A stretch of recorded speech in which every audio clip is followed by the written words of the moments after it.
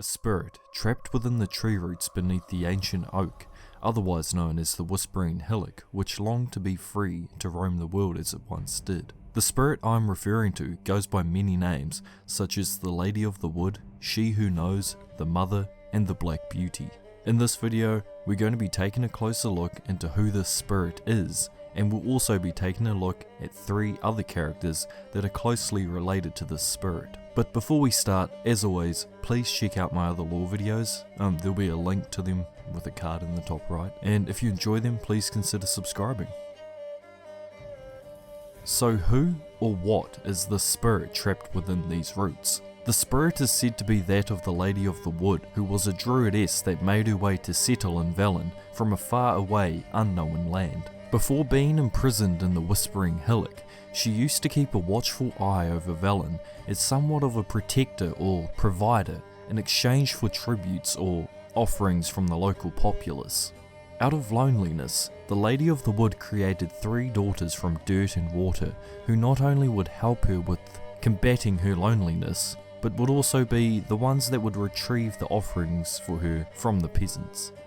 These 3 daughters, known as the Crones, would hold a yearly ritual known as the Crones Sabbath, where peasants would make offerings not only of sacrifices of animals and grains, but also of humans. These offerings were accepted, to which the Lady of the Wood would return the gift of her protection and also would allow the land to flourish with plentiful harvests. This went on for many years under her rule, until things started to slowly change. The Crones started to notice that their mother, the Lady of the Wood, was slipping into madness as the years went on. This descent into madness was reflected in the land she ruled, as while it spread throughout her mind, it also spread over the land. As she began to lose her mind, men took to abandoning their homes and setting out into the bog, in turn becoming food for beasts. This caused the lands of Velen to run with blood instead of milk and honey. Because of this, the Crones saw their lands nearing destruction and took it upon themselves to save it from their mother's madness. On the next Sabbath, the Crones took their mother to the offering grounds at Ard Surbin, where they killed her as somewhat of their own offering to the lands of Velen, to which her blood soaked the sacred grounds thoroughly. After this sacrifice, a large oak tree sprouted from the grounds atop Ard Surbin, bearing large amounts of fruit for the people. Though this was not the last time the Crones and the people of Velen had heard from the Lady of the Wood, as she was still very powerful and had a strong attachment to the land of Velen, as she had ruled it for so many years. After the Lady of the Wood's death, her spirit wandered the lands of Velen, wreaking havoc wherever it could, not only out of madness, but now out of anger for what her own daughters had done to her. The Crones dealt to her once more, with powerful magic which trapped her spirit within the roots of the ancient oak at the Whispering Hillock, where she remained for many years thrashing about in anger, killing anyone that dared come near the hillock, though this was more out of fear of it being the Crones coming back to finish her off. Now that we know who the Lady of the Wood is, we need to get an understanding of who the Crones are before moving on to the next part, which involves Geralt and the piecing together of them all. So we know that the Crones are the daughters of the Lady of the Wood and were made out of mud and water, but who really are they? The Crones are the current rulers or overseers of the lands of Velen and go by the name the Ladies of the Wood, the same as their mother once did. The Crones draw their power from water and earth and are bound to the confines of the lands of Velen.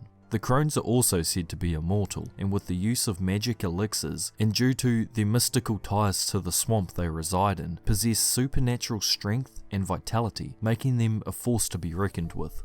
Not only do they know of everything that happens within their lands, they can also predict the future of what will happen within the lands, which allows them to twist the threads of the lives of the people that inhabit Velen. The names for the 3 Crones are Whispes, Weaves, and Brues.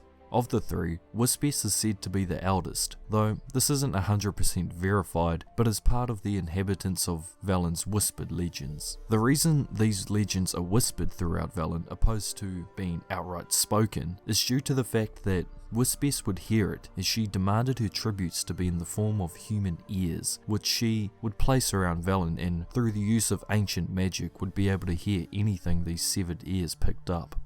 The next eldest crone is that of Brues, who was the largest of the 3 and possessed extensive knowledge in regards to alchemy. Bruess specialised in concoctions involving human body parts and remains, and is known to be the one that would cook the human meals that all three of the crones would take part in eating.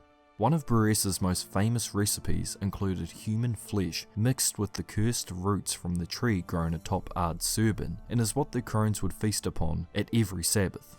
The third and youngest of the crones is Weaves. Though Weaves was the youngest of the three, she is still equally, if not uglier, than her sisters. It is said that Weaves was the one that weaved the tapestry the crones used to communicate through. It is said that Weaves wove this magic tapestry from human hair gathered as tributes from young children, and made this tapestry as a way for the people of Velen to make contact with and pay homage to them as their deities. Though the crones' real appearance is a ghastly sight, they have the ability to polymorph into other forms which can be seen during the Sabbath if you are, depending on how you look at it, lucky or unlucky enough to be selected to be their live, personal tribute. The three still collect offerings on the crones' Sabbath, but now the offerings are collected solely for themselves instead of their mother. Though when the crones are not collecting their tributes, they reside in an orphanage located in Crookback Bog. In this orphanage, they reside within another realm, hidden from the common folk with the use of primeval magic, which predates almost anyone's knowledge. From this other realm, they can communicate through a magic tapestry that depicted 3 women, one for each crone. The crones communicate through this tapestry through a medium, who at one point in time was an older lady known as Gran. Gran was the lady in charge of looking after the orphaned children, who made their way to the orphanage via the Trail of Treats. The Trail of Treats was a trail made from candy treats, which was designed to lead the children to the ladies of the woods, where they would remain until the crones' Sabbath, where they would then become an offering or sacrifice. The way a child was put upon this trail is outlined in the book, The Ladies of the Wood, which reads as follows. The gods have abandoned us. The mighty of this earth care not for our fate. Only the ladies of the wood watch over Velen. In foul times when plague or famine steals our harvest, we must beg the ladies for help. If they deem fit, they will hear our pleas and knock back fortune's foul blows. This is how one begs help from the ladies. Find a child, young and innocent, and take it to Crookback Bog. Search out the lady's shrine. That is where the Trail of Treats begins. Set the child off on the trail, and it shall follow its sweet track and find the good ladies. The child will never want for anything ever again, for the ladies are kind and generous. Standing before their shrine, pronounce your request, and the good ladies will hear, for they see and hear all that takes place in their demesnes. If you made the offering as it must be done, your supplication will be heard. So yeah, that's pretty much detailing how they sacrifice or give up these children in hard times. So basically they just tell the kid to piss off down this trail, walks down the trail thinking it's all cool, they're getting these little treats and stuff, and then at the end, yeah, they're stuck in a little shitty orphanage until the Sabbath where they get eaten. So yeah, it's pretty grim. This next part of the video details the time Geralt had a run-in with the crones, and the spirit trapped within the Whispering Hillock while out hunting for clues in regards to Ciri's whereabouts. It starts off with Geralt finding out that Ciri ran into a witch in Velen, to which Geralt follows up on this lead by seeking out the Crones of Crookback Bog. During his investigation, Geralt comes across many of the orphans who have made their way to the orphanage after following the Trail of Treats. Geralt also finds out that he can communicate with the crones through the tapestry, to which he is told that they have some information in regards to Ciri. Of course, the crones won't give this information up unless Geralt helps them with a problem they are having. They send Geralt off to the small village of Downwarren with a special dagger he is to show to the village alderman, who, upon seeing the dagger, instantly knows Geralt has been sent by the crones. The alderman informs Geralt that there are many deaths occurring around the ancient oak atop the Whispering Hillock, and he wishes for it to be dealt with.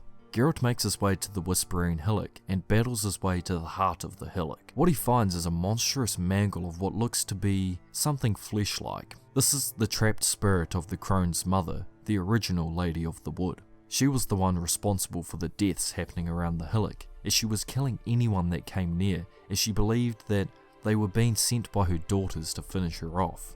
During the conversation Geralt has with her, Geralt realizes that the only way to stop the killing around the hillock, is to remove the spirit from the tree roots, either by freeing or killing it. Also, during this conversation, the spirit tries to convince Geralt to free it, promising that if it's freed, then it'll free the children that the crones have taken as tribute to be sacrificed at the Sabbath. In order to free the spirit, Geralt is required to gather raven feathers, the Lady of the Wood's remains, and a black mare, to which, with these items, he will be able to perform a ritual. The ritual includes laying these items out in front of the trapped spirit, and then spilling the blood of the heart it's trapped in, to which the horse will drink it and absorb the spirit, and in turn will free it.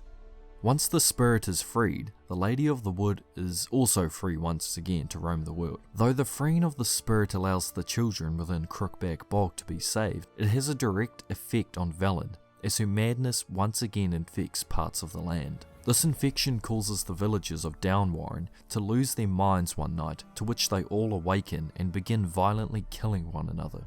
The only person to survive is the Alderman, who explains to Geralt that before the events of that night, he saw a black mare, and not long later, the massacre began.